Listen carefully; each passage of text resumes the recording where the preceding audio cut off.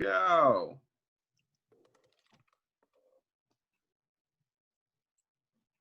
Do it.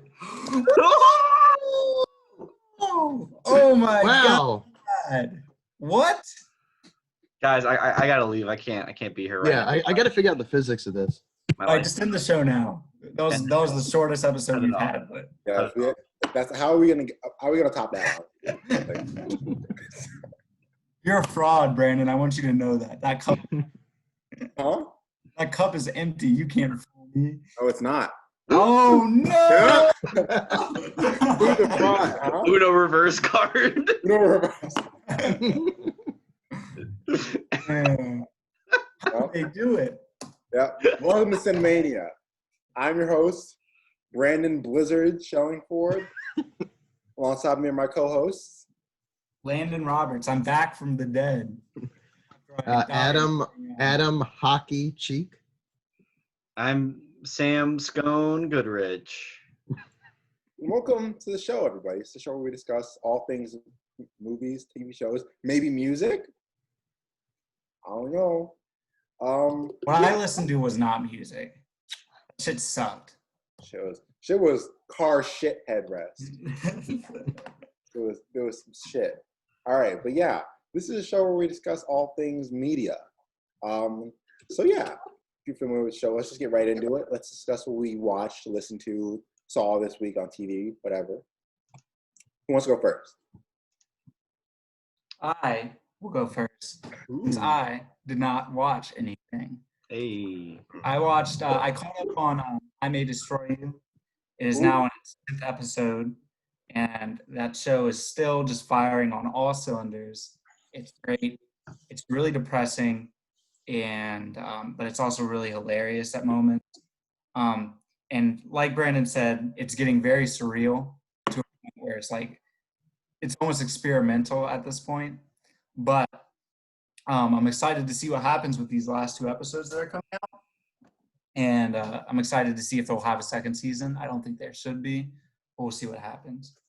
And then I listened to Amine's new album, which I enjoyed quite a bit. I've never been a huge fan of Amine, and I like the album a lot. Who is Amine? Okay. Caroline. This bad thing. Shit, fine as hell. Ooh, thick as fuck. Oh my God. That's my baby. Caroline. See, the issue here is that you assume I listen to like good music. So I don't know where this is. What other songs did he do? I think Bad Thing. is that what I'm saying? It's the same song. It's the same.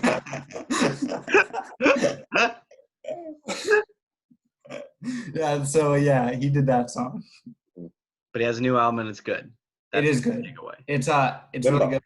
The main reason I listened to it was because it had featured Injury Reserve, and it was one of Grog's, guy who passed away a month ago. It was one of the last things he ever recorded.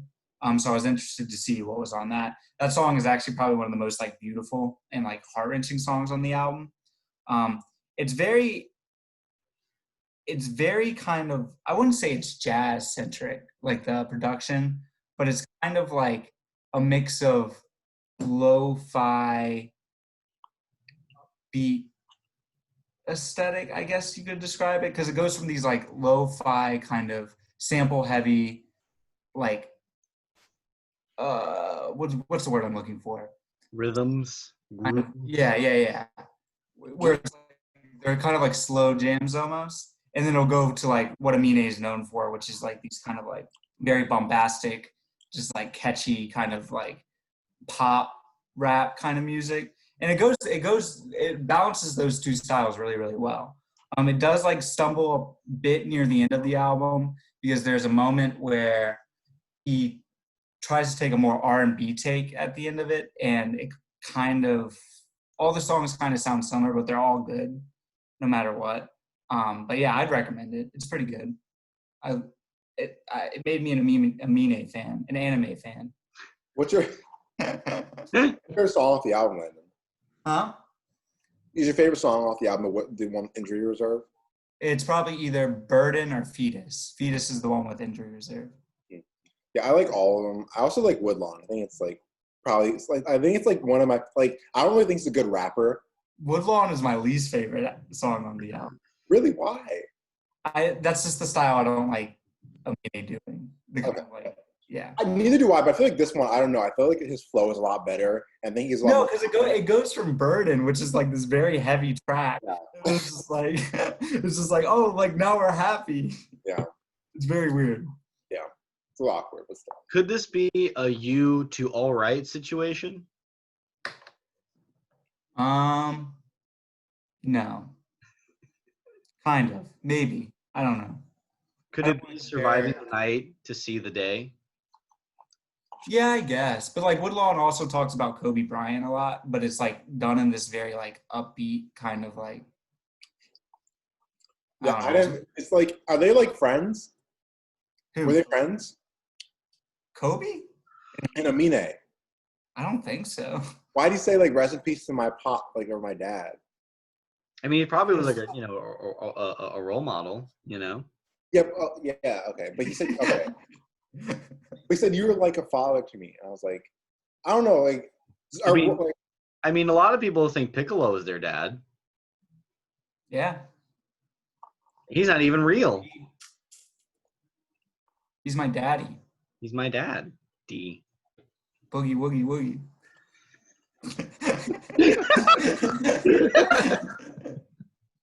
Yes, that's all I did. I watched that one show and I listened to that one album. Nice. Yeah. I'm like Landon. I don't watch a lot this week. I watched a show, which I will not talk about what I watched, because I might recommend it. I don't know. We'll see what happens. I watched that, and I also listened to Amine's new album. I listened to the Car Seat Headrest, some of the Car Seat Headrest that we were prescribed this week. But other than that, nothing really. So, I also didn't watch a lot. Woo! I watched 2 movies that I've already seen too many times. One, I watched Little Women for like the 4th or 5th time because I found another person that hadn't seen it. So, got a whole group to watch it. Still the closest to perfect film has ever gotten. Still one of the best movies ever made. Pretty great. I watched Rocket Man again because my roommates hadn't seen it. And I still really love Rocket Man. I still think it's a really great movie. I noticed the like cliches of music biopics a lot more this time than I did the past other times. But I still think it's a movie that has its heart in the right place and is still really, really well done. Like the musical numbers are still so good in that movie. I mean, it's better than Bohemian Rhapsody, so that's from the same director, though. I mean, half of the film. Yeah. So maybe the good parts for him. Who knows? And then I watched some new movies. Well, I had seen one, but it had been a while. I watched True Stories, the movie directed by David Byrne of the Talking Heads. How was it? You ever listen to the Talking Heads? It's like that, but a movie. Oh. But it's amazing. Like, it's great. But it's literally just like, it's like David Byrne was like, yo, what if I just turned my entire career into a movie? I'm like, all right, sweet.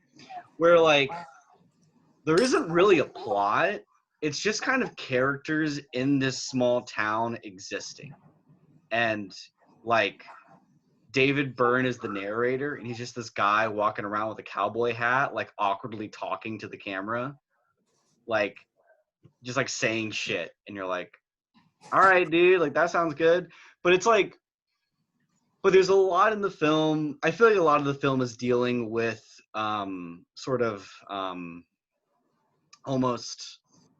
the way that society is advancing and changing and the way technology is entering our lives. There's a really great sequence where David Byrne is just walking through a mall, and he's like, the mall is like he's basically comparing the mall to like old town centers, and like how it's become like the hub of cities and society. And it's really interesting. And it's like, even though it's from the 80s and, it's kind of a little dated because we don't use the mall, it's still like an interesting perspective that really lines up with what he talks about in his music a lot. But so does it focus? Oh, sorry, I didn't mean to cut you off. Does it focus architecture? Kind of. There's one of the details I remember a lot. Actually, no, there is a lot of architecture because the idea is that it's a small town in Texas that like essentially like an Apple or a Google has moved in and is like introducing a lot of like technology and like advancements and shit like that. And you like see the building and he like goes into great detail about how the building was designed and what it's meant to be. And there's a whole thing about like how like these neighborhoods that are being built and developed on the outskirts of town sort of represent the edges of the town, and they show like where it stops and where it begins. And I feel like I'm making it sound like way more artistic and like deep than it is, because it is that sometimes. But it's also a really funny, really, really funny movie. Where it's just kind of, there are just points where it's just weird characters existing. Like, if there is a main character in the film, it's John Goodman. And John Goodman's character is this guy that's trying to find a wife. And it's really funny because he's just like looking for love, and he has all these grand ideas about love and about finding people. And he's always like going out to clubs and like, man, like none of these girls are really into me. But every time he does anything, the girls are clearly into him. And it's like he's looking for something else, though. He doesn't want a cheap one night stand, right? He wants a wife.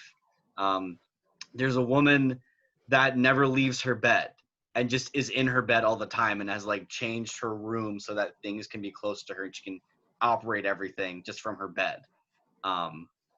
There's a really great scene that is like some of the most biting commentary in the film, where it's a church and there's a priest who's like giving a sermon, but it just turns into a rambling about conspiracy theories. But then it turns into like a gospel song about like conspiracy theories. And it's like amazing. Like it's so fucking good. Sounds like InfoWars. InfoWars if it wasn't like inherently like alt-right. It's more just like they're watching you, like if you make the connections, they're out to get you, but it's not like them gays. It's not like that necessarily, but but it's just a really great movie. Like it is just a genuinely well-made movie that has a lot of heart and a lot of creativity. I was really, really, really enjoyed it. And it's one I really want to watch again. I think it'd be a really fun movie to just put on in the background and kind of come back to every once in a while. The way you describe it reminds me a lot of like Tati's films. So like what's it called? Playtime? Playtime, Have you yeah. ever seen Playtime? Is it like I have not Okay. seen that, so I can't say. It's more like I feel like it's like a wackier version of like Dazed and Confused or Slacker, like an early Linklater film. Mhm. Like, there isn't really a plot or like a lot going on, but it's more about the characters and like what's happening, Mhm. It's just interesting. I would definitely recommend it though. Just really solid movie. Then I see David Byrne in a cowboy hat. I'm gonna buy it. he has some of the best lines in the movie though. He's so fucking good in this movie. And he's just kind of there. Like he just kind of exists, It's just so weird. But then I watched Three Colors Blue, which I first saw many years ago and haven't watched it since. And I'm actually going through the trilogy again, the Three Colors trilogy, which I don't remember anything about any of the movies. All I remember is how I felt about them. I remember liking blue, but being sad about it. I remember liking white, but being confused by it. And I remember red was my favorite. I don't remember anything about it. Literally remember nothing about that movie, except I really, really loved it. So I watched Blue. Kind of a masterpiece, kind of amazing film, kind of a really great, poetic, visually stimulating film. Where the plot is about this woman who she's married to a famous composer, like world famous composer, and they have a daughter. And the movie begins with them getting into a horrible car accident, and the husband and the daughter die, and the wife is the only one left alive. And so her response to this grief, to this trauma, is just burn it down, sell everything. I'm starting over. Like fuck this, I'm out. And it's sort of her attempt to like start anew to escape her past when I won't spoil it, but essentially the movie is kind of saying you can't really escape your past. And the way that they show it is so fascinating because it's done very visually. There isn't a lot of dialogue in the film. There isn't a lot of like, let me tell you how I'm feeling right now, right? It's a lot of just using visuals and motifs. Music is a big part of it, obviously, because her husband was a composer. Excuse me. It's just a visually stunning film. Oh my gosh, I'm gonna make sure I say her name right because she's so good in the lead role. Juliette Binoche, yeah, from of High Life fame. Fucking amazing. She's so great in this movie. Just from like the way, because a lot of it is just her facial expressions. A lot of it is just the way she reacts to things and like considers and thinks about things, and it's so amazing. I just absolutely love this film, and I think it has an ending. So I own the Criterion release of this, and they have a special feature where it's like a someone analyzing the film, kind of diving deep into like the meanings and the motifs and all of that. And what I love about the film is that this person came to a very optimistic view of the ending. And I felt it was a very like pessimistic, nihilistic view of the world at the end. And both views are fairly valid. Like her arguments make a lot of sense, and I feel like mine makes some sense too, but to be a spoiler if I talked about it. But it's just a really, really great movie that I highly, highly recommend. It's such a great movie. And I can't wait to watch the other Three Colors Trilogy movies again, because it's just been so long. And then the last thing I'll say, this is not something I know if I can really like analyze, just an interesting thing I want to talk about. I recently got reintroduced to games on the Wii, because I haven't played in so long. I've just been playing through them. And I started playing the game No More Heroes. Do you all know about this game at all? Yes. Played it? My parents wouldn't let me. That was actually the first M-rated game I ever owned or played. Wow. Yeah, I somehow convinced my mom to let me get it, and I remember we bought it, and the guy at the counter was like, "Now you know this game has," and going down the list, and I was like, my mom just let me get it. But I remember playing it as a kid. I was like, man, this game's so violent, and there's like cursing, and there's boobs, and like, oh, it's so great. And then I'm like an adult now, you know, I've developed slightly, not a lot, but you know, I'm a little higher maturity a little bit. And it really struck me. I think the game is way more like subversive and intelligent than people give it credit for, especially at the time. Where it is like an action game where you are this guy who has a laser sword and you are trying to rise to the ranks of these group of assassins. And if you get to rank number 1, the woman that's kind of like running the whole thing, she's like, hey, if you get to number 1, I'll let you have sex with me. And he's like, all right, let's go. Like, yeah, of course. And so, and the game has a lot of like lowbrow humor. When you save the game, you always go to the bathroom in order to do it. It's very violent. Like the only way you kill people is by cutting them in half, and there's like sprays of blood. Like it's a whole thing. But I think the main character, Travis Touchdown, is meant to be very sad. Because he is a guy that lives by himself. He like whenever you beat a boss and you go through the whole thing of being the boss, and it's so like epic and you know just like crazy spectacle. You get home, you pick up you pick up your answering machine, and the first call every single time is a woman from the video rental store you live near, and she goes, "Hey, you need to return this movie," and it's always a porn. It's always a porno thing. It's always something that's like, you know, it's like a sex joke, but also is showing this guy is very lonely and is very like obsessed in his own little world. And it kind of makes you question why he's so obsessed with being number 1, with killing these people just so he could have sex with someone, essentially, you know? And it's also subversive of action games, where like a lot of action games are very ridiculous and over the top, but there isn't a lot of explanation on how they get there. They just sort of they sort of believe you're with them on the ride, and they just do crazy things like Devil May Cry, Bayonetta, anything made by Platinum, basically just like these crazy spectacle games. In this game, in order to even get to the bosses, you have to buy in. You have to make money to even like fight the boss. And so a decent chunk of the game is like doing odd jobs around an open world where it's Like like Persona. yeah, there you go. It's like Persona, but if you didn't make any friends, which is another thing. He doesn't have any friends. Like, there's literally one person in the whole town that you talk to that even likes him. Everybody else just like hates him or doesn't care about him, you know? And so so I also think it's like about class, how it's about someone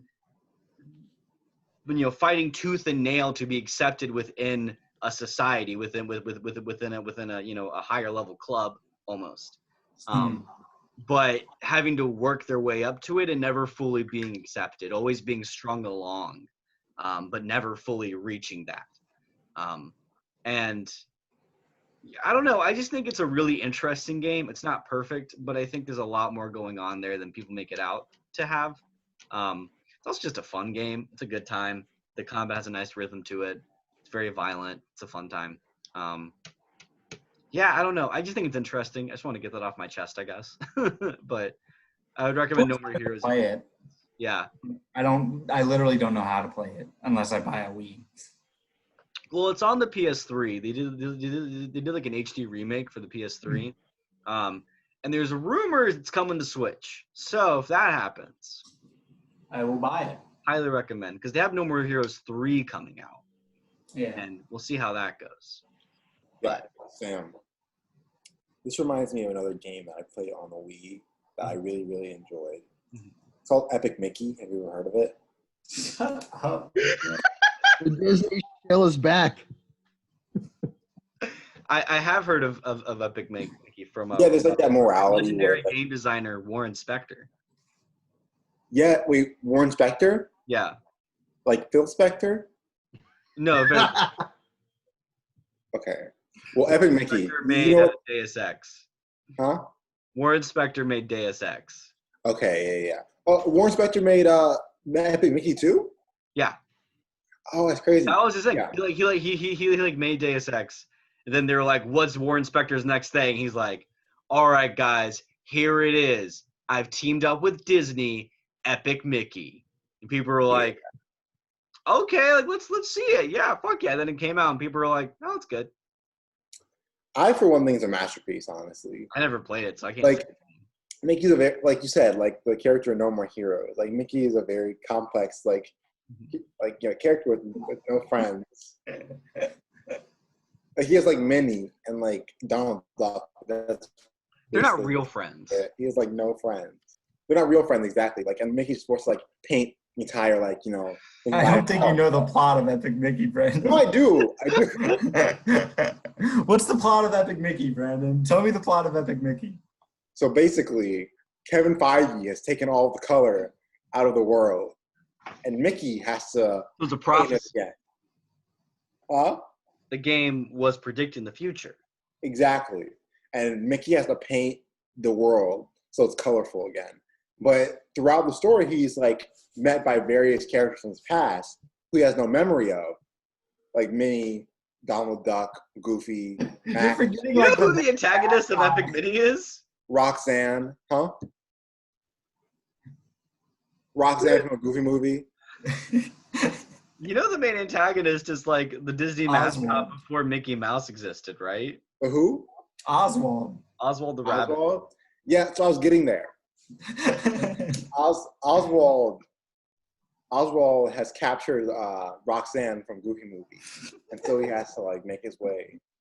He has to make his way to the Avengers Tower to get Roxanne back. Sounds great. Wish I played it. Yeah, you should. It's really good. It's not. I'll think It's about it. really bad. All right, Adam, go ahead. Okay. So I didn't watch a ton.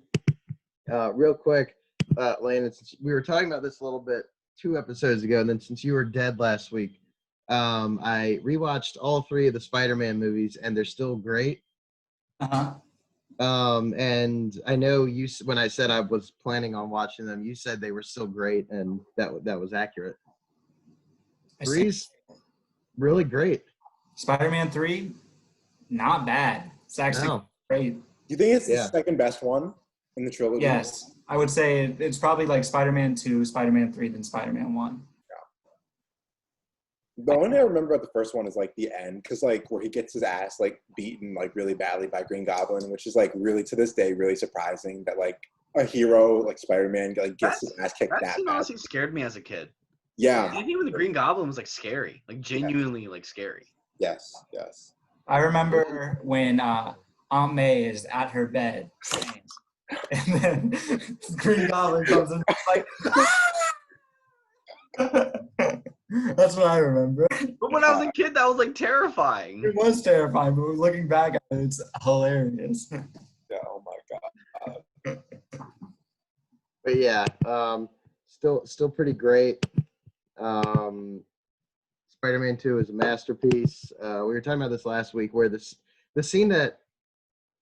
main scene that I remember from any of those movies, because it had been probably 10 years since I watched them, was the scene where the doctors try to take Otto's tentacles off, and it turns into a horror movie for like 2 minutes, and there's some very Sam Raimi stuff there, and like you don't see stuff that's like legitimately scary in superhero movies in like the last 10 years. Until August 28th, when New Mutants. In IMAX, apparently, according to Instagram. Well, you're forgetting Doctor Strange and the Multiverse of Madness. That is being directed by Sam Raimi, though. Yeah. So we'll see. I totally forgot that. I'm very excited. Someone tried to, Scott Derrickson tried to make a horror movie, and they were like, "Yeah, no, that doesn't fit the chart. That doesn't fit the formula." Yeah, let's get Sam Raimi, who can fit the formula better. Exactly. Bro, who the fuck? That's like trying to hire Edgar Wright. Oh, wait. Yeah, wait. Yeah. But yeah, Spider-Man trilogy still great. As for this week, I decided to knock out a few movies from this year that I had not seen yet. And so first, because the NHL playoffs are in full swing right now, as a Blackhawks fan, I'm not very happy. We won our opening series against the hometown Oilers, and then lost last night pretty big to the Vegas Golden Knights. We wouldn't have made the playoffs if not for the coronavirus enforced playoff structure. So I mean, it's a win in itself. Coronavirus. Yeah, thank you, coronavirus. It's the one good thing you've done. But it's been pretty entertaining so far. That's mostly what I've done. I worked Friday, Saturday, Sunday, Monday, and watched hockey a lot of the other nights. The first official round is underway. I was talking to Landon about this before the show started. Sam, you hadn't gotten on yet, but I know you're not a big sports person, but knowing, like, obviously, like, I'm observing, hockey is, by far the most physical of, like, the main sports that are played. More physical than rugby? I don't think so. That's what I said. I said the main sports, which are baseball, football, Are you basketball, and hockey. insulting rugby? I love rugby. No. Adam, there's That's an not entire country coming after you. And Anyway. also, you discount Fortnite players. I'm gonna send Ninja right after you right now. Do you know how physically demanding it is to lose over and over again until you get that dub? You have to play the best you can possibly play every single game. And you think hockey is the most physical sport? I've killed people.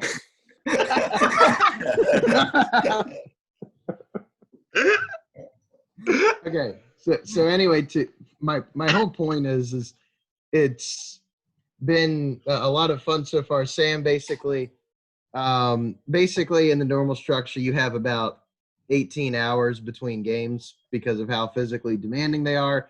Last night, the Blue Jackets and the Lightning played a 7-hour game that lasted regulation 3 periods and then 5 overtime periods. So they played 2.5.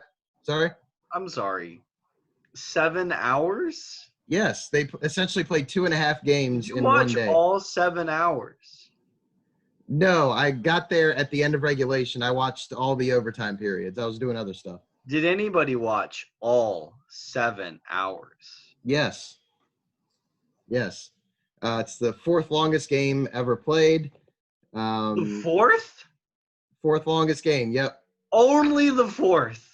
Well, 7 hours includes like commercial breaks and intermissions and stuff. So they The players still essentially experience that. exactly, yeah. Let me, Adam, yeah. once again, I ask you, did anybody die? No, I was Did shocked. Patrick Kane have to get his AK-47 out, take a whole gallon of Chug Jug, and blast a hole in somebody's head, huh? Patrick Kane played last night, and it was a normal game, and they lost, which I wanted to die. But they played 150 minutes. The longest was 176. That's just short of 3 hours of playing time. Landon, while I'm looking for that, what's your victory royale record? 2. 2? I feel that, dude. I'm sorry, Adam. Continue. Yeah, actually, the Fortnite thing kind of ties into something I watched, but we'll get there. Did you watch the Fortnite movie on YouTube?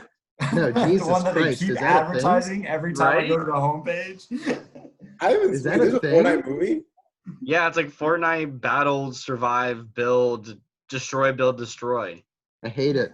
You But just hate kids. so You hate the new with generation. hockey hockey well underway, I decided to watch the documentary that dropped last week, directed by Gabe Polsky, who did the documentary Red Army in 2014. He did another one on hockey, on Russian hockey, called Red Penguins, which Red Army's pretty enjoyable and pretty entertaining. This didn't have a ton of hockey in it. It's actually kind of dull. The backstory is entertaining. It's basically about how the Red Army hockey team in Russia, the national team, needed help in like late 90s, early 2000s, when the Soviet Union and all that really fell. And the Pittsburgh Penguins ownership reached out to them and decided to help them.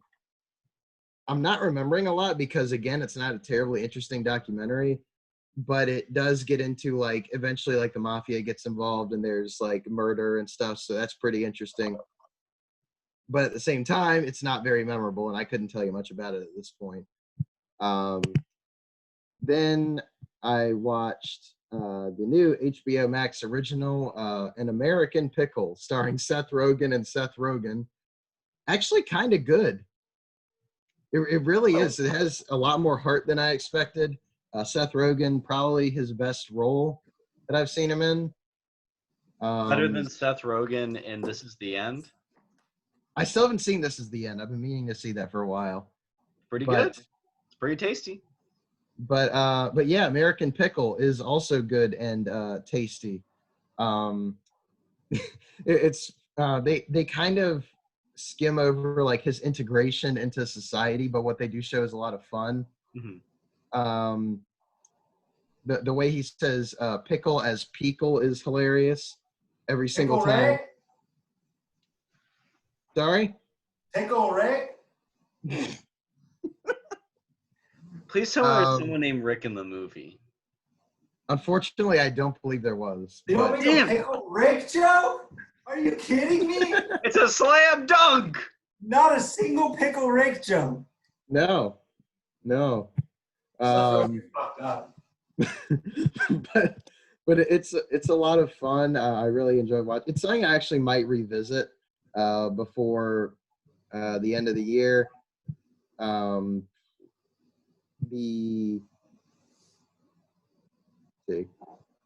But yeah, it does have a lot more heart than I was expecting. I actually think I teared up once near the end, a little bit. But yeah, it's a lot of fun. I'm not going to say it's a perfect movie by any means, but I think it might be like a hidden gem in the streaming world. It's a hidden pickle. Hidden pickle. There you go. But yeah, after that, I watched and let's see if I'm missing anything. Okay, so yeah, Red Penguins is okay. American Pickle is pretty good, and you guys are gonna make fun of me for this, but I watched a 80-minute YouTube documentary called Dude Perfect Backstage Pass. Isn't Dude Perfect like racist? No. I'm sure they are. It's possible. They did post stuff when everything started happening a couple of months ago, but you can't not do that and look. It Dude looked Perfect's bad if you definitely didn't. racist. Yeah. Okay, anyway, so I haven't watched their stuff in quite a while. I did for a while, and then I just kind of got out of the routine of it. Still a lot of impressive stuff that they do. Do a lot of good stuff outside of like the videos and stuff, but it's just to look at their tour last year. How many bottles did they flip? Sorry? How many bottles did they flip?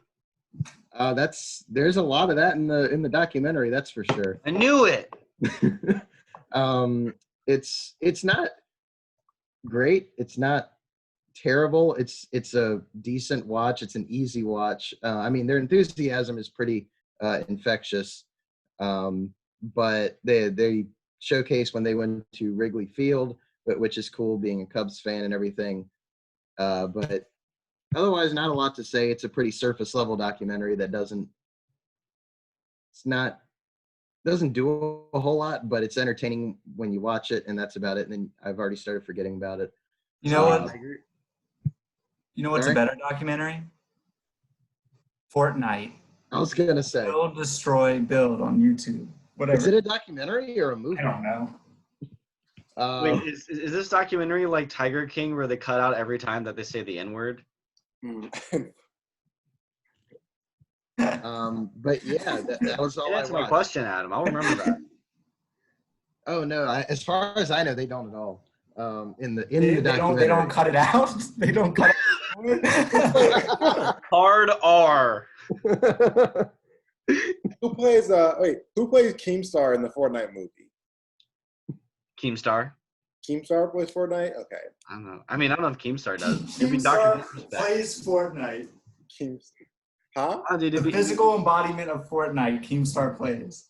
Yeah. Dude, no, it'd be fucking Dr. Disrespect. And he killed his wife. Jesus. but yeah. It So probably might fall during the recording because it's starting to fall now. Just a heads up. What is it, Yeah, by the way? It's Angel. Angel Olsen, All Mirrors. Sure. It's an yeah, album I like. Dude Perfect backstage pass, decent watch, pretty forgettable. It's also very noticeable that 99.5% of all the fans they show in the video are white. That's all I got. Because they agree with their racist ideology. I'm surprised like nothing's come out about them saying like the N-word or calling anybody the N-word yet, honestly. It's Probably gonna because no one cares. Probably, yeah. I mean, Adam, I'm gonna be honest. I've never really watched Dude Perfect. I don't really know a lot about them. Do people still like care about them? Are they still a thing? They have, I think, more than 10 million subscribers on But YouTube. how many of them are active? Like I don't know. I mean, I'll still many like watch them. I'm gonna look up how many views their most recent video got. Okay, that's fair. Adam, And we'll see. what's like the little one's name? Like the little one, like with the beard. What's his name? Oh, Tyler? Yeah. I can say the N-word on here, right? Sure. Yeah. Huh? Your show. Yeah. Tyler's definitely called someone. I don't want to say it with a hard R. He's definitely called someone nigga with a hard ER. So, by the way, the most recent Dude Perfect video titled "Impossible Ping Pong Trick Shots" has 10 million views. Yeah, in a week. So maybe people do care, and I just don't know. No, they're still fun. I haven't watched any of their stuff in a while, but it's still stuff that's fun to watch. And yeah, that's all I got. That's all I got. Their most popular video has 322 million views. What do you guys think that video is called? Nerf Fortnite battle. Close. Not actually, but. We play Fortnite with Cam Newton. Adam, do you have a guess? No, I don't. Water bottle flip 2 line. Of course it is. Dude Perfect. Of course it is. It's almost 5 minutes. They have 52.7 million subscribers. Does Dude Perfect have an OnlyFans? The trick shot's too racy for YouTube. Yeah. No, dude has his own. He has his own OnlyFans, and then Perfect has one as well. I will say the backstory that they go into is interesting, but again, pretty surface level documentary. They We met were in, part of like, the KKK for such a long time. you know, we were both in the same crossburn, and we were like, oh, I like that bottle flip you did. It's like ones with Trump. Trump's doing trick shots. I think they mostly try to stay out of anything that could be controversial. Like I looked up stuff because I thought I had read something before about something they did. They're I like, couldn't find anything. they're like, hey guys, so this episode we're gonna be doing football trick shots with David Duke. All right, let's go.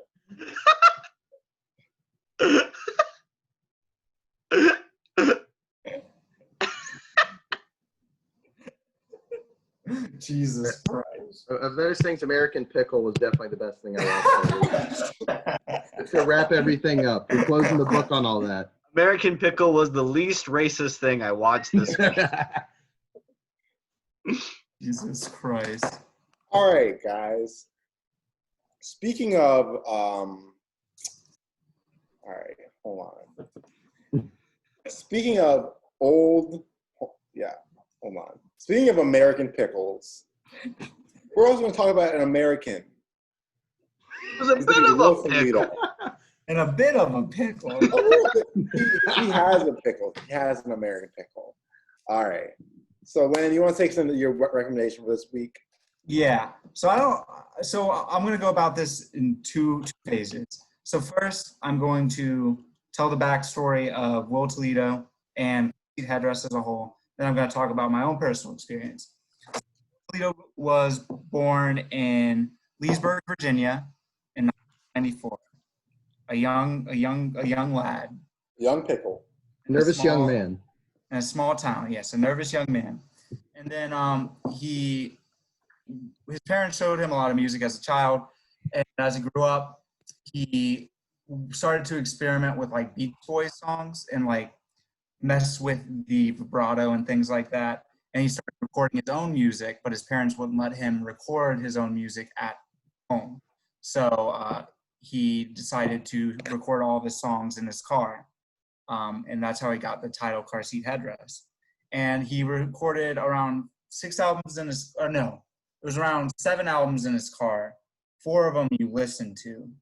3 of them I didn't want to put you guys through because it's a lot. Not that great. But yeah, so then at 14, he moved to Seattle and signed with Matador Records. And he has been with Matador Records ever since.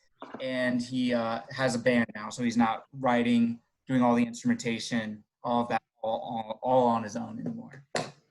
So my own personal experience is I first heard about Car Seat Headrest when I was working at the movie theater. I had a friend named Zach who was like, hey, you should like listen to this band, Car Seat Headrest. They just came out with this cool album called Teens of Denial. I was like, hell yeah. And I loved that album. I listened to it a lot. And I was like, I'm going to go back and listen to their old music because I like it a lot. Went back and listened to their old music. I was like, I do not like this. I kind of hate this. And then my senior year in high school, I was there was a day where I was like, oh, I'm going to go back and like re-listen to like the old albums. And then there was a moment where it all kind of clicked for me and all of his music kind of like spoke to me in a better way. I think it was a right place, right time kind of thing because of all the anxiety I was feeling about graduating high school and about to go to college and all of those kind of anxious feelings were feelings that I was feeling at that time. And I didn't feel alone anymore. I felt like there was somebody else out there that has experienced these kind of things. And then learning that he's from Virginia and that he went to VCU for a year, kind of like it just made me fall further in love with Car Seat Headrest and Will Toledo and just like everything that they do. And that like obsession has continued throughout my young adulthood, or adulthood. I don't know what I am yet. But yeah, and I wanted to show you guys Headrest. So what do you think? It's no Pearl Jam. He's I right. mean, you're not wrong. I want to thank you, Landon, Okay. because the first time, I think this might be the best recommendation anybody's given in the history of Cinemania. I see how it is. Okay. Okay. I mean, okay. I love Miss Hakusai. I'm sorry, Sam. I'm sorry, Adam. I love Simple Favor, but this hits different, honestly. The first time I ever listened to a Car Seat Headrest song was a Zach's car. It was Zach's car. We were driving back from New York. Yeah. And I remember it being like a very, very out-of-body experience because I was exhausted. I was just laying in the car. And then I'm just listening to Teens of Denial on a loop for 8 hours. And like I'm falling in and out of sleep. And like, but at the same time, like a lot of the music sticks with me, right? And like I read a lot, and I actually watched. Have you ever seen Will Toledo's like Tiny Desk? Yes, I did. Yes, I have. Yeah. I watched that in preparation for it, and like a lot of his music has qualities of like coming of age. Or like a lot, you can kind of classify a lot of his albums, or most of his albums, even as like coming of age stories, and a lot of them are concept albums. And I really, really love concept albums. And something I got from it too, especially Twin Fantasy, the first one, is that you really, really feel like, and it's like experience like not most like freshmen have, but it's experience like a lot of people have when they go to college. They feel a lot of loneliness and a lot of isolation, and that's really personified in a lot of his music, and really especially that first album. And that's why I think it hit me so much, because like Landon, I had a lot of that experience in like my freshman year, and he really he has like a really crazy talent for capturing such specific feelings. And I don't know how he does it, but he's like a fucking genius. And I don't know how he captures such specific feelings in his music. And it really moved me on music a lot. But yeah, that's kind of how I felt about it. I don't know. I don't enjoy it, but I really, really, really love it. Yeah. I feel like a sadist because I just listen to the music for fun at this point. Probably isn't good, but like it's depressing. But I jam out. I don't know what to tell you. So for me, so I will say right off the bat, I did really, really, really enjoy this more than I thought I would. But I think that came from having to force myself to listen to it.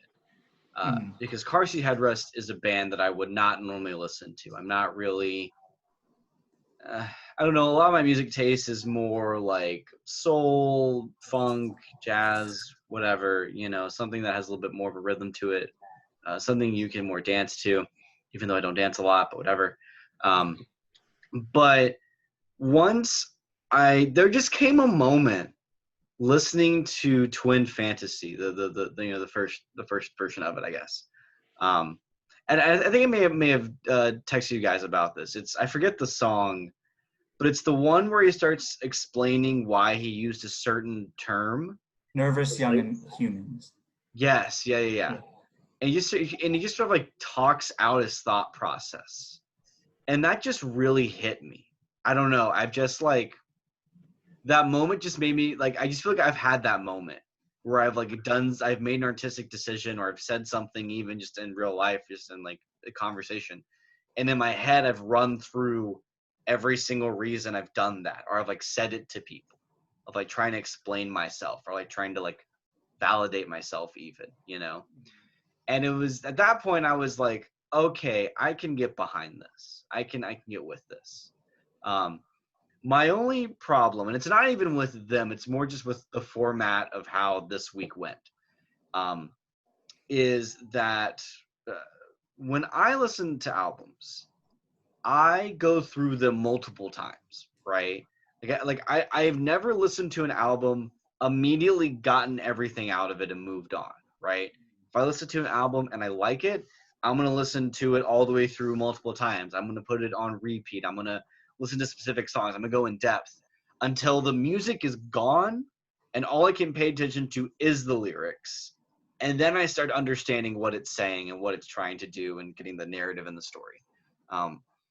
So not having that opportunity made it difficult for me to maybe fully understand what Will Toledo was doing and to really get the concept and the narrative of each album. But I think I was still able to get the vibes and the feelings and the emotions of each album. And I think Brandon is completely right about a lot of these albums capturing a unique sense of loneliness, especially these early ones. And I think that comes from the fact that it is all recorded by him, you know, like not even knowing that fact. I feel like musically you still feel that. It still feels isolating. And I think he has such a way of capturing very specific moments. I want to say it's a song on Monomania where he has a line about like having to recycle bottles and how like you need to recycle bottles here or something like that. And it's a weird line that probably doesn't mean anything, but it sticks with me. Just like for whatever reason, that like idea of, I don't know, just like that, just like having a conversation with someone like that. I don't know. There's just so many moments and like little ticks and things that are done that really stand out to me. And the thing I'm most excited about is going back to these albums and listening to them and getting more in depth with them and really diving deeper into the band, because I'm definitely a fan at this point, and I want to know more. I want to analyze more. I want to get more into it. Yeah. I think you bring up an interesting point, Sam, is this idea of like how Will brings up a lot of small little details in his songs that kind of like ground, like the whole bottle thing, or like even there's a song on Nervous Young Man called The Gun Song, which is like 6 minutes long, and he talks about how he's like at a party, he's like talking to his boyfriend, and he's like, hey, look at the moon, and he realizes that his boyfriend's inside and they can't look at the moon together, and it's just like that kind of like crushing anxiety of just like that one small line. It just kind of like sits, just kind of like simmers, and it just like that there's that simmering feeling through almost all of his songs where it's just like, oh, like there's also a song called Just Tired where he's like, I'm probably just tired, oh, I'll love you again in the morning.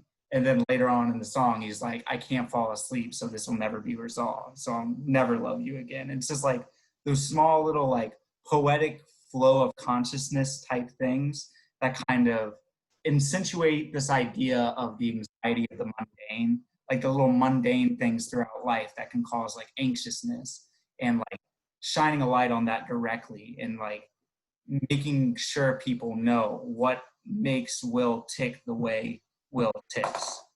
You know what I mean? I know that was probably like a whole team. No, 100%. I think that makes sense. Yeah.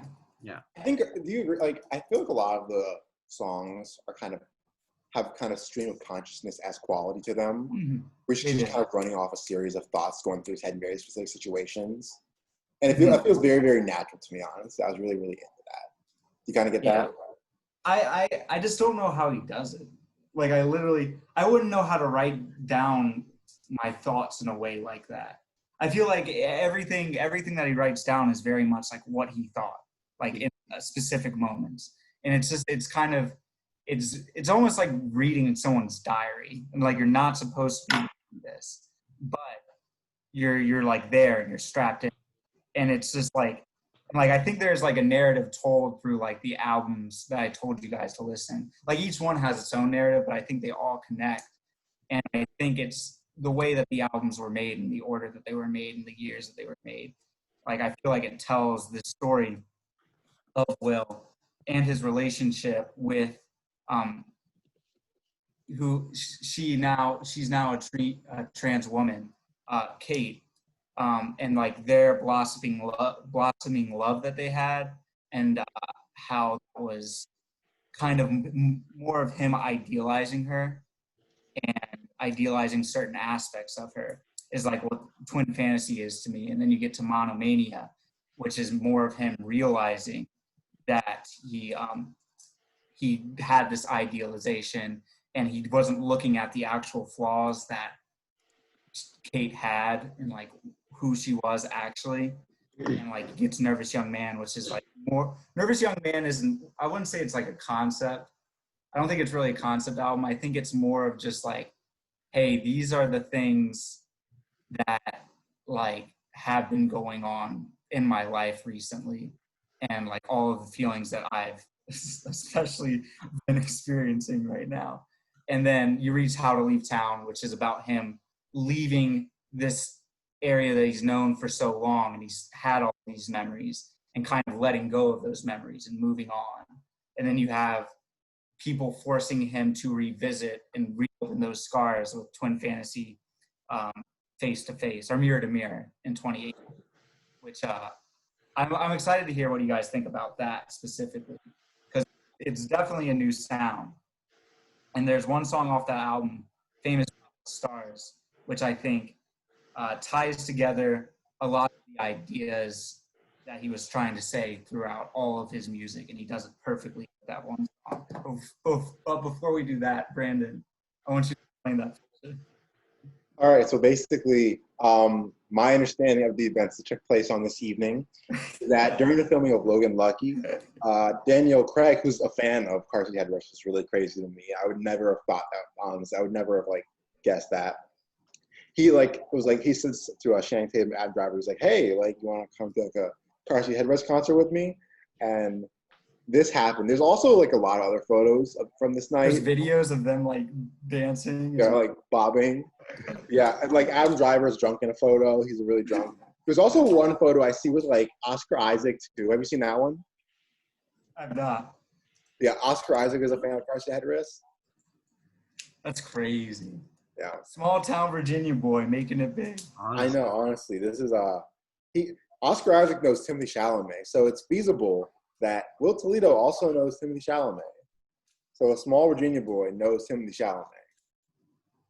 So that's the barometer. If you know Timothée Chalamet, then you're famous. So I got through 5 of the albums, if I counted correctly. It's Sam, on kind of the note of what you were saying. It's not really the kind of music I'm into.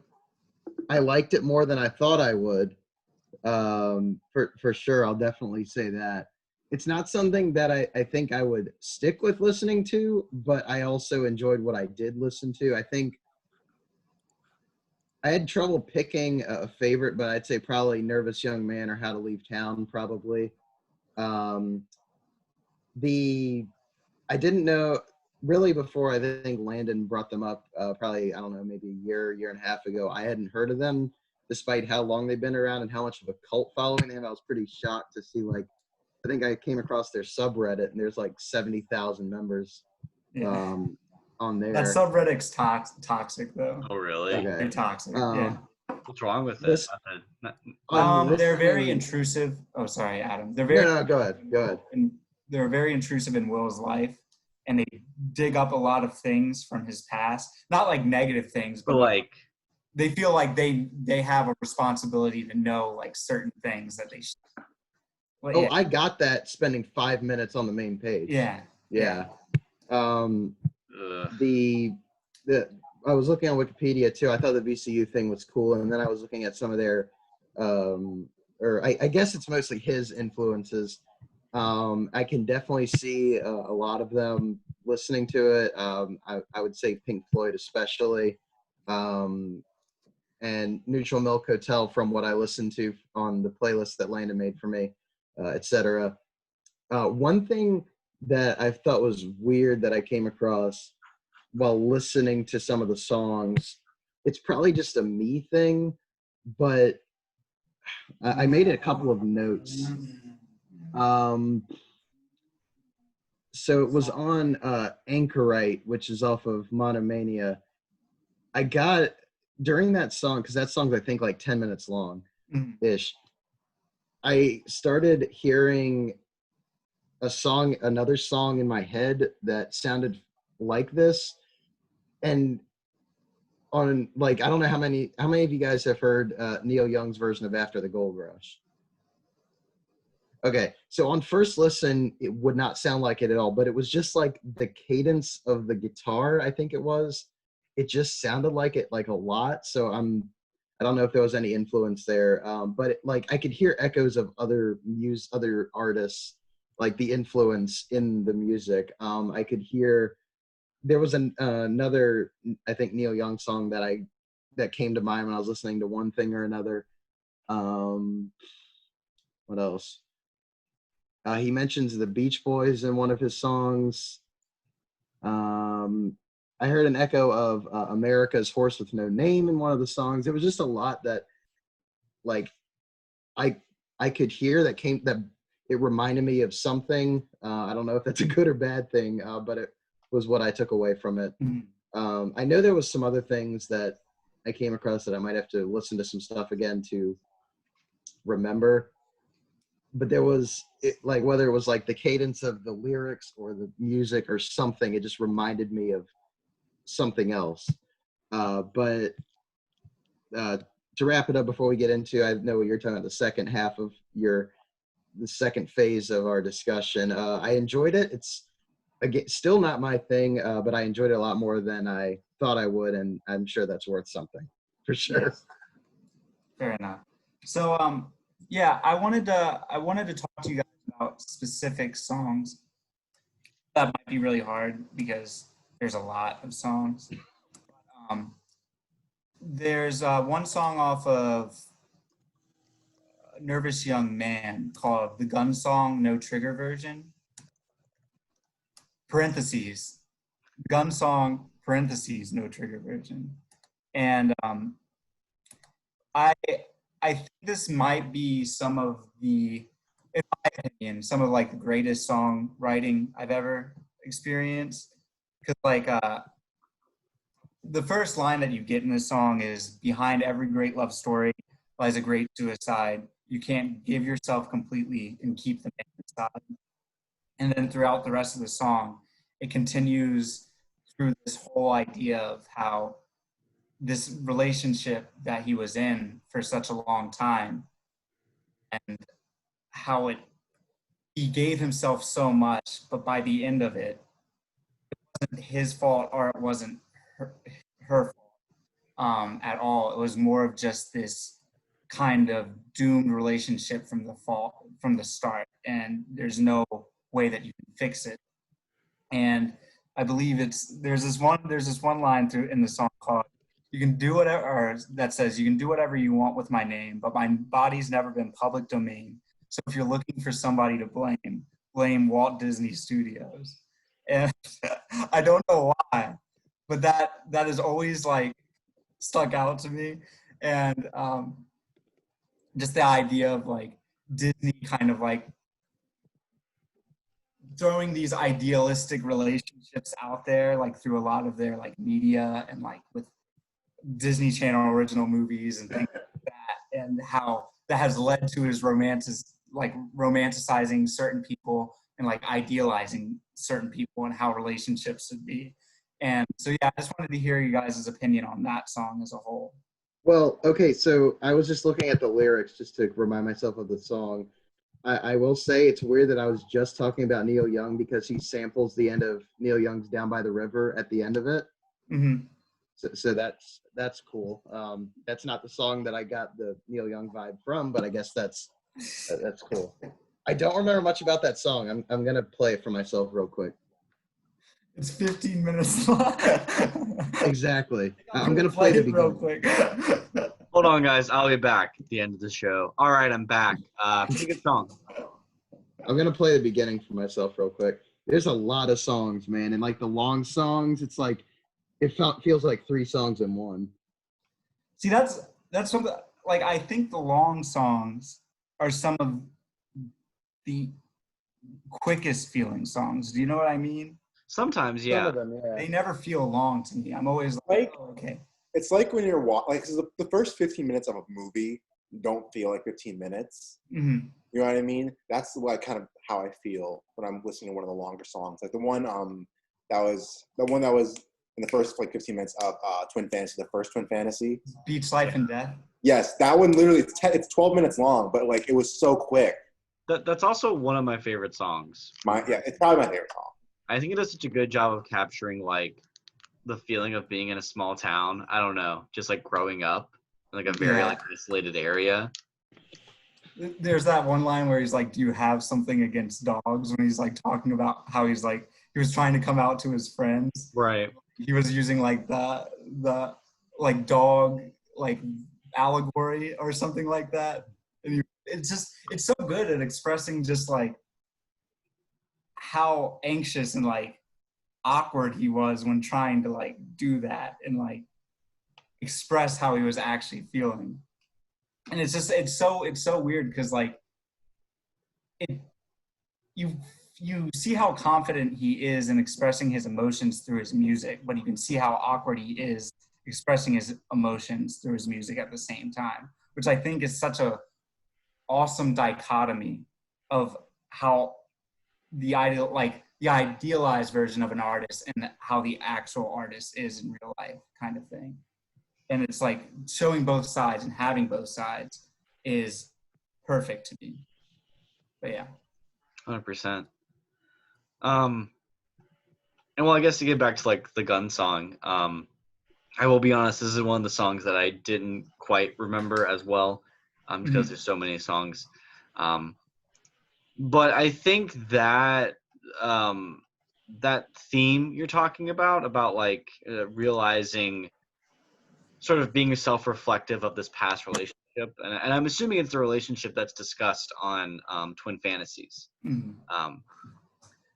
I just think he does such a good job of capturing the different levels of that, or like the different stages of going through that and like thinking back on it. And I mean, looking through the lyrics is clear, like it just seems like every verse or every couple of lines is like a new moment, you know, like when you're going back through your head of like, yeah, this was a bad moment, or like, oh, they did this and like that was a sign, and like relating it to what's happening in the present, and just, you know, kind of going back and forth. Again, that stream of consciousness, but like capturing a specific person or idea, you know. And I think it is a song that, like, again, it is a song that is like, it means 15 minutes long, but just, I don't know, it never feels that long. It never feels like it's meandering or like it's going on too long, or it's not substantial at all times, you know. I was half and half feeling like that. Some of them seem to go faster than others. I think it's the first track off of How to Leave Town, the ending of Dramamine. Like, I enjoyed all 15 minutes of that. Yes, hell yeah. I thought But you like it. but like some of them felt like I was like, oh, is this the next song? And it was only halfway over. But others, it went quicker than others. But yeah, what was I gonna bring up? So with Twin Fantasy 2011 and then Twin Fantasy 2018, the only reason Will kind of revisited Twin Fantasy was because Matador, the record label he signed up for, was like, hey, like, this is what kind of puts you on the map. This is like a cult favorite. You should re-record it so we can put it on vinyl, because the quality that it was on and recorded on wasn't going to be able to be put on vinyl. So they were like, yeah, re-record it so we can sell it on vinyl. And he was like, I don't really want to do that. But then he realized, he was like, I probably should revisit this and correct the mistakes I made in my past, where I kind of am more sensitive to the person I'm talking about, and I'm not really understanding where they're coming from or like what they were doing. So it almost feels like an apology. And I think that comes into full force with Famous Prophet Stars, because with the first Twin Fantasy, that song was 11 minutes long. And then the re-recording, he added 5 minutes to the song. And there's this whole idea of the pain star that he talks about near the end. And the person, Kate, she has an online comic that is really, really popular in like the furry community. And there's this whole storyline with the pain star. And it's more of him talking about how he sees himself now as how he was kind of the pain star, quote unquote, and how did it feel when like you touched me, and like how much pain did I cause you, kind of thing. And I think that's quite beautiful. And even not knowing that, I still think that whole like closing moment of Famous Prophet Stars is like a very kind of like beautiful, triumphant kind of exit. And then you get the final song, Those Boys, which is like, I forgot how much the sun hurts you, and like so on and so forth. But yeah, I just wanted to know your general thoughts on the 2018 Twin Fantasy. Well, So, go ahead, Brandon. go ahead, Sam. Okay. Go ahead. I feel like I like both, and I can't decide which one I like better. Mhm. Because I think Twin Fantasies 28 or 2011 is such a raw and like explosively creative album. Mhm. I don't know, it just feels so energetic and so full of life, and just, like the fact that it is such a low quality kind of adds this character to it, it Mhm. makes it like it isn't easy to listen to, not only lyrically but also just sonically, like just from like the way it's recorded, but that gives it this unique uh, flavor to it that made it really interesting to listen to.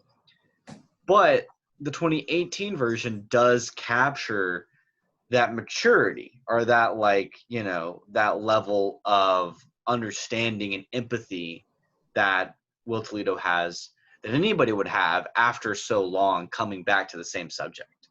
Mhm. And I mean, the album just sounds better. Like, objectively speaking, it sounds better. And now that he has a band, he's doing more interesting things with the sound and the way they play it, and adding in certain parts and changing certain parts. Like, they don't, as far as if I remember correctly, they don't have that ending to Nervous Young and Human, right? Yeah, they don't have the galvanistic. It's more of like it's a monologue of Will being like, I haven't done shit this year. I've been all around the world touring. I haven't done shit this year. And it's just like him repeating that phrase kind of thing. Right. And I think that's like, it's taking a more experienced perspective on the same topic, and I think that makes it maybe I don't know, a more cohesive album, or a more like I don't know if it's better, but it's just different, right? Mhm. Where it is such an older perspective on the same topic, and you're not going to look at it the same way no matter what, because I mean, I can only assume how close he was to that relationship when he made the first Twin He Fantasies. still does the album covers. She's done Yes. all of the album covers. So What I'm saying is, like, in 2011, oh. I mean, like, how distant, like, how long had it been since that relationship? Mhm. You know, I would guess less than a year. Yeah. And then 2018 version, that's, what is that? 7 years later. Like, you've had so much time to think about it. You've written more songs about it and looked back on it. There's no way you can make the same album. And I think that that's what makes it so fascinating and so good, is that he doesn't take the easy way out. He doesn't take he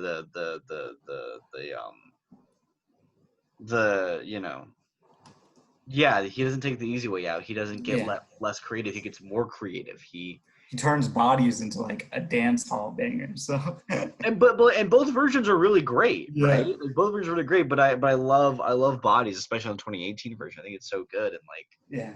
I don't know, man. I'm into it. I'm with it. But yeah. Yeah, Oh. I think I liked the 2018 version just a bit better for just the aesthetic itself. Just it's more refined. They had more means to record it by and everything. I really appreciate, I guess, like the creativity and kind of what he did with so little to record the first one. But like the 2018 when I was like, yeah, I can listen to this like a lot easier, You're not drowned in like the lo-fi aesthetic of a car. Never been a lo-fi fan in general, so that helped. What do you think, Brandon? I'll be honest with you. I did not finish this one. But after hearing you guys talk about it, I got to Stop Talking We Love You. Then I got a phone call. And this was like earlier today, so I had not had a chance to finish it. But after hearing you guys talk about it, I'm very, very interested in it. And I'm sure that I'm probably going to like it more than the 2011 version. Even though the 2011 version is my favorite album, he's really like, of Car Seat Headrest is my favorite one. But I don't know, after hearing you guys talk about it, hearing like the concept of it and the kind of narrative it kind of weaves and kind of like enhance, it kind of changes the way we think. Like, we'll get 2011 album. I think I'm probably going to like it more. But yeah. It's definitely, it's interesting to listen to them back to back, or just like listen to them, take a break, and like listen to the other one, because there's a reason that you have the first one called like I think it's Mirror to Mirror. I think it's Mirror to Mirror. Yeah, so Mirror to Mirror is like the first like subtitle for the 2011 version, and then you have Face to Face, which is more of just like you were looking at yourself in the mirror, but you weren't looking at yourself face to face. You weren't actually like examining yourself personally and like having that actual dialogue and seeing what you did wrong. It was more of just like this kind of built up like, oh, I'm the most idealized version of myself and they're the most idealized version of themselves, but like they are obviously the reason that this failed and they are the reason I feel like this. And it's just like maybe you felt like this because you were also kind of shitty. You weren't manipulative, but you were just kind of, you had your own faults. You also had your own problems going on in your life that led to the downfall of this relationship. So, but yeah, what is each of your favorite albums? Well, mine is like the first. Yeah. Fantasy 2020, or Mirror to Mirror, I guess. It's Mirror to Mirror. Mhm. That's I'm split on How to Leave Town and Nervous Young Man, but I think I'll lean Nervous Young Man right now. It's either Twin Fantasy, either version, honestly, or Nervous Young Man. Although I'm gonna, throughout the next months, probably, I'm gonna re-listen to these and figure it out. Because the only problem, not even problem, the only hurdle with Nervous Young Man is that's 2 hours. Yeah. That's the only, and it's not necessarily a problem. Like, they use it. There's just like a point. I can't even figure out like which song it is. There just comes a point where you think every song is going to be the end of the album, and then the next song comes on. Yeah, Like, that was my like only there's issue 5 with songs it. in a row that like would be great endings to any other album. And Nervous Young Man is like, we got more.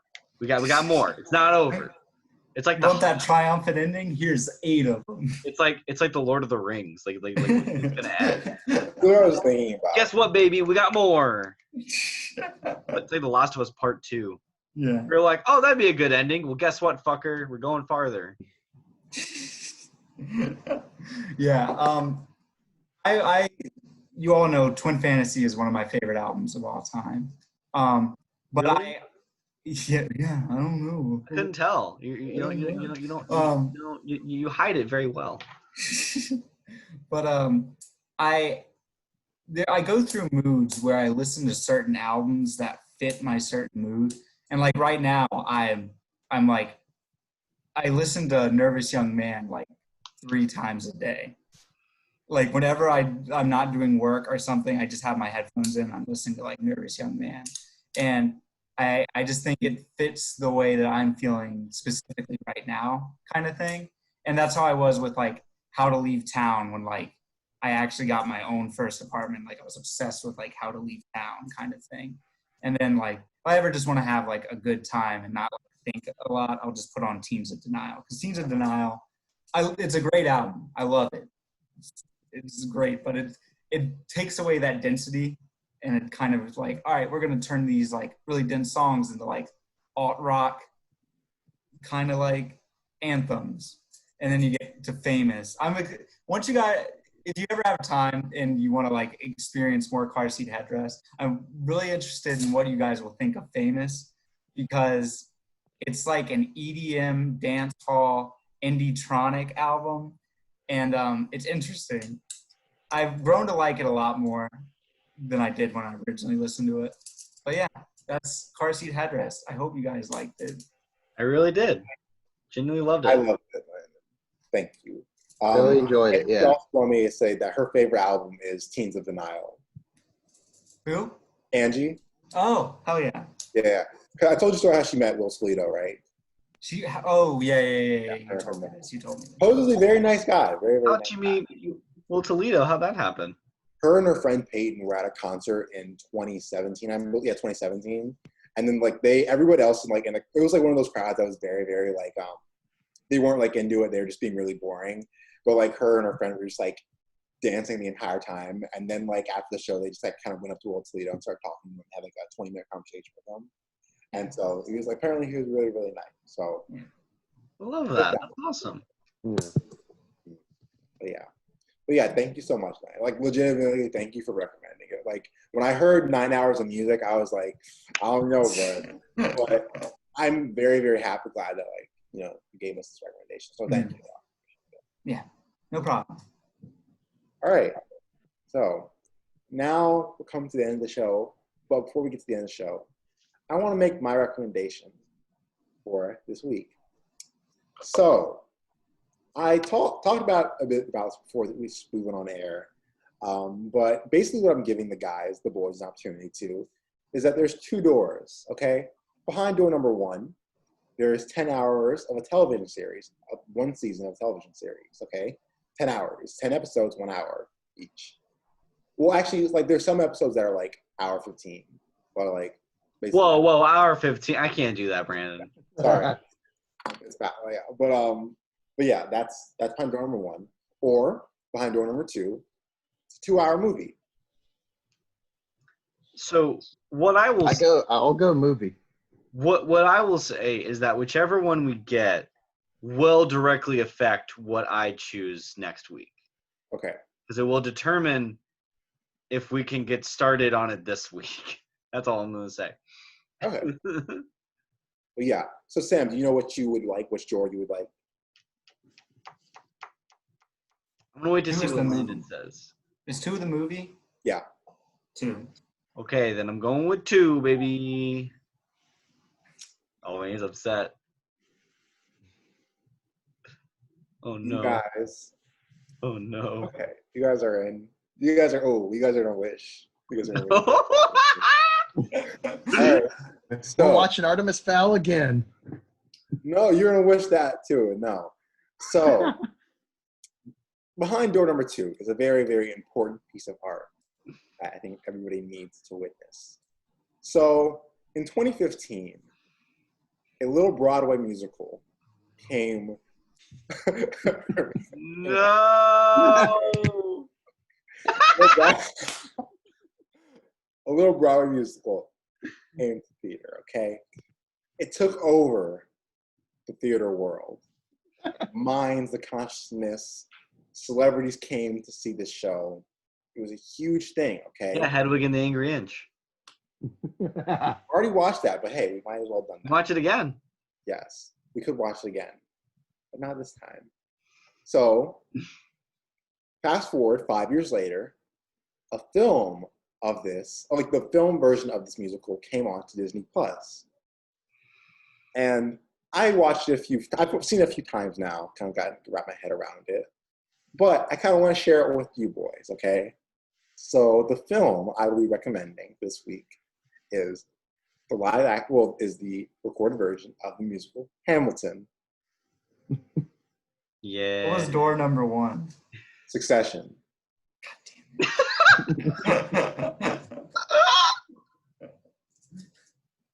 God damn it.